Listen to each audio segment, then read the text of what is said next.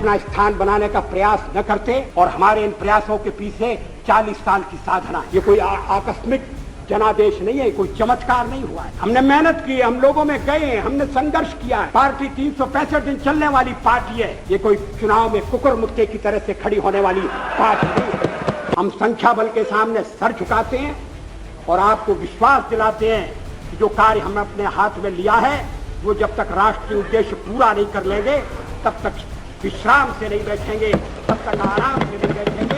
अध्यक्ष महोदय, मैं अपना त्याग पत्र राष्ट्रपति महोदय को देने जा रहा हूं। सत्ता का खेल तो चलेगा, सरकारें आएंगी जाएंगी, पार्टियां बनेगी बिगड़ेंगी, मगर ये देश रहना चाहिए, इस देश का लोकतंत्र अमर रहना चाहिए।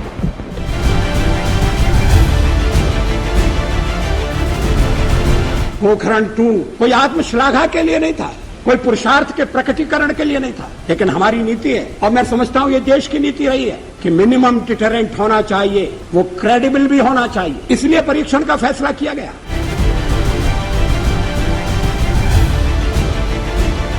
वर्षों से लोकपाल बिल धूल खा रहा है। क्या प्रधानमंत्री कानून के ऊपर, अगर प्रधानमंत्री के ऊपर आरोप लगेगा, अगर प्रधानमंत्री से किसी को शिकायत हो, वो कहां जाए, किसका दरवाजा खटखटाए? वर्षों तक इसी बात पर चर्चा होती रही कि लोकपाल की परिधि में प्रधानमंत्री आना चाहिए या नहीं आना चाहिए। ठीक है कि उस दिन नरसिंह राव जी ने कहा था, तो मैंने कहा था कि मैंने क्लियरेंस दे दिया, प्रधानमंत्री का समावेश कर लें, लेकिन मैंने पूछा बिल कहां है? बिल नहीं आया। और मामलों पर अध्यादेश, सदन स्थगित होने के बाद और मामलों पर अध्यादेश जारी करने के लिए ये सरकार तैयार हो गई। ऐसे मामलों पर जिनका संबंध वोट बढ़ाने से, वोट बैंक की राजनीति, इस मामले में नहीं, इस मामले में भी अध्यादेश लाया जा सकता है।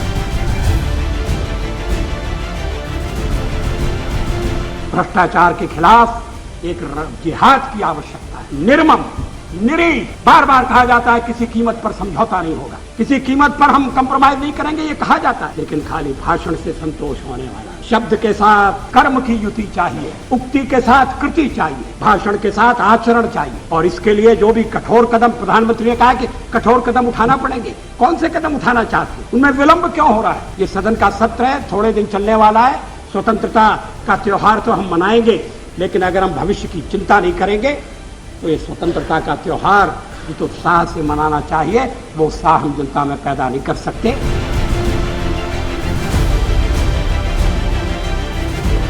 उपाध्यक्ष महोदय, इस चर्चा में भाग लेने का मेरा इरादा नहीं था, लेकिन जब मैंने सुना और पढ़ा कि मेरे बारे में विपक्ष की नेत्री श्रीमती सोनिया गांधी ने विशेष उल्लेख किया है, तो फिर मुझे अपना स्पष्टीकरण देना आवश्यक हो गया। मैं समझता था कि चलते चलते मेरा उल्लेख हो रहा है, लेकिन जब बाद में मैंने पूरा भाषण पढ़ा तो मुझे लगा कि ये चलते चलते नहीं है, ये छपते छपते भी नहीं है, ये पूरी तरह से सोच विचार करके भाषण दिया गया है। श्रीमती सोनिया गांधी क्या कहना चाहती हैं? मैं प्रधानमंत्री हूं तो कांग्रेस की कृपा से नहीं, कांग्रेस के विरोध के बावजूद हूं, और जब तक लोग मुझे चाहते हैं मैं रहूंगा।